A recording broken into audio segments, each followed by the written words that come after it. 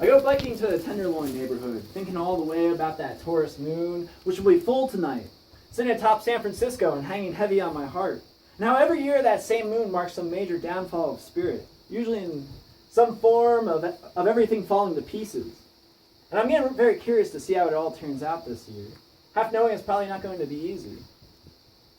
The other half wondering if it'll have something to do with my father who's going in for surgery in a few weeks, or my grandmother who my mom just told me is in the hospital again. I'm thinking about Joe, who had to fly home for his grandfather who just passed away a few days ago. And how I had semi-plans to meet the Muse out here. But she told me yesterday how she had to delay her flight because of a funeral too.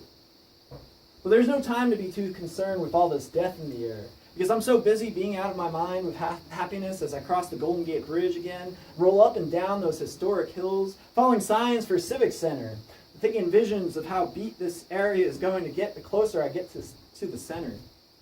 Skid Row is worse off than expected, but just as beautiful, with burnt-out hippies nodding off on stoops and in alleyways, beside the entrances to grand courthouses and police stations, and everyone walking around is feeling extra aggressive, yelling profanities at one another, and none of them is stopping to take a look, like I do, at the massive murals of psychedelic color that have taken over the decaying walls of these downtown avenues.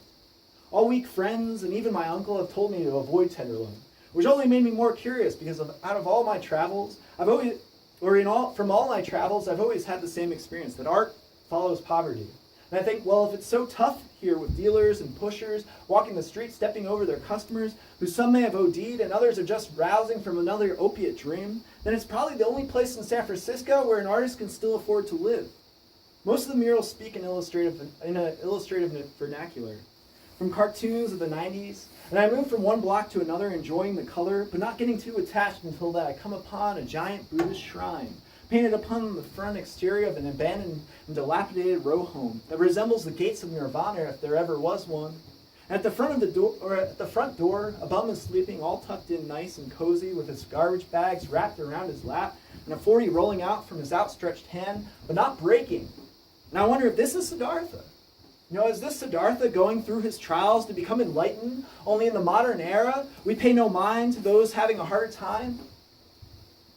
And it's truly impossible for a monk to beg for change like they did 1,000 or more years ago, be received kindly.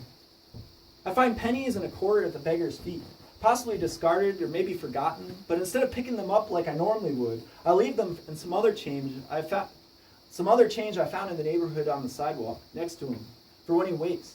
Because we are both vagabonds in our current state, and bums must start helping other bums for this world to ever change. I call Antonio, and believe it or not, he had the same idea to check out this neighborhood. And he's only a few blocks away, so we meet and bike around, a little more inspecting the painted walls and minding the characters before getting antsy and deciding to leave. We start riding north and bike up to Union Square and do a double take, because all those tramps and hippies on hard times have been replaced by classy gentlemen wearing top hats and their sleeper window shopper daughters strolling arm in arm all around the streets underneath the light of a 100-foot Christmas tree. I look back where we came from, and it's still there, that black hole of utter chaos and neglect, with smashed windows and cars on fire and an impoverished populace still lying on the sidewalks, and yet right next to it is all this extreme wealth of the world with golden blazoned lettering saying, "No loitering," just in case you were curious. This makes me sad to see such commercial waste, fed to these clueless sleepers all wandering about me who probably don't give two shits about the people dying 2 blocks away. And all this traffic here in front of us and behind us is honking, giving me the impression that these people haven't seen bicyclists before. And then it dawns on me that maybe all these people are actually part of the bridge and tunnel tourism route. There's the death of any good city that really needs some helpful regrowth. We decide to get the hell out of there. And Antonio leads the way,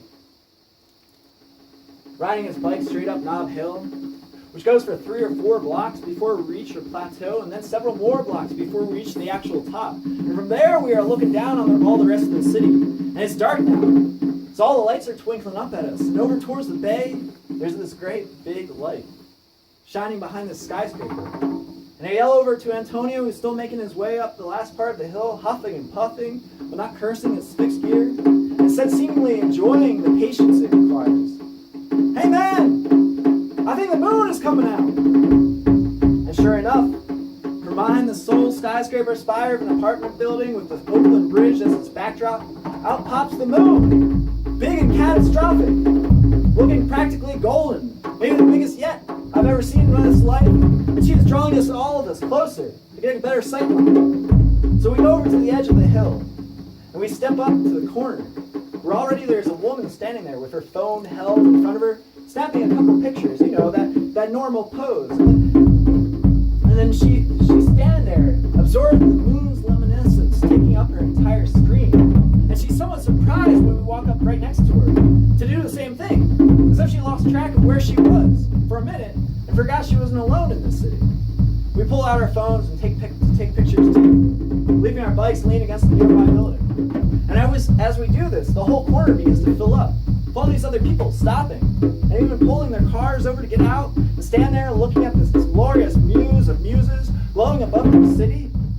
They are all scrambling to get their smartphones out, get a better picture of her, to share with each other later. But there's no later, because as I look around, everyone who's joining us, they're not leaving. And everyone has their hands up in the air, stuck in that pose, pausing to focus their phone's camera, hoping to capture the moon's luminosity. I look around me, and everyone is so gestural, their hands held high, together aligning their chakras, focusing all their sights on that moon's bright light. And I think to myself, well, damn, is this the new moon salutation of the future? Is this the new lunar dance? Is this the new form of howling at the moon? And then it grips me. And I don't have time to answer, because all of a sudden I feel it come up like this grunt-like bark, coming from deep down in the stomach, just above the groin, straightening out my spine as it erupts through my throat and out my now open mouth as I howl! So loud, at the top of my lungs. I suddenly become aware that I've shocked everyone out of their trance. They're all looking at me oddly. A grown man suddenly possessed by the wild and howling up at his mother moon with such desire. Can't stop myself though, even with everyone looking at me and me feeling more than a little bit embarrassed. But then I hear Antonio's voice somewhere in the crowd, 100 or more, that's taking residence on top of this hill. And he's joined me, and he's howling too. And then sure enough, one by one, every single other person goes through the same motions of casting away their self-consciousness, and they all begin howling, barking, and almost laughing, until they are standing there, all these hundreds and hundreds of complete strangers, transfixed by that glorious wonder above, and they're all howling with all their fury and might, like a pack of wolves, calling out the only known name of this great goddess, and shouting her name so loudly now that even the neighbors who come out on their balconies to yell at us to quiet down can't help but join in. Seems to go on forever. The moon continues to rise above the bay to the nighttime sky, welcoming our primal chant from the city, and even blushing to herself, but never telling us what other destruction she has in store for us. And only a few days from now, sleeping under her embrace, things are really going to hit the shitter. They're going to be real hard. We're all going to be questioning, what the hell happened? But right now, it's a pretty moment. We all get lost in it, totally falling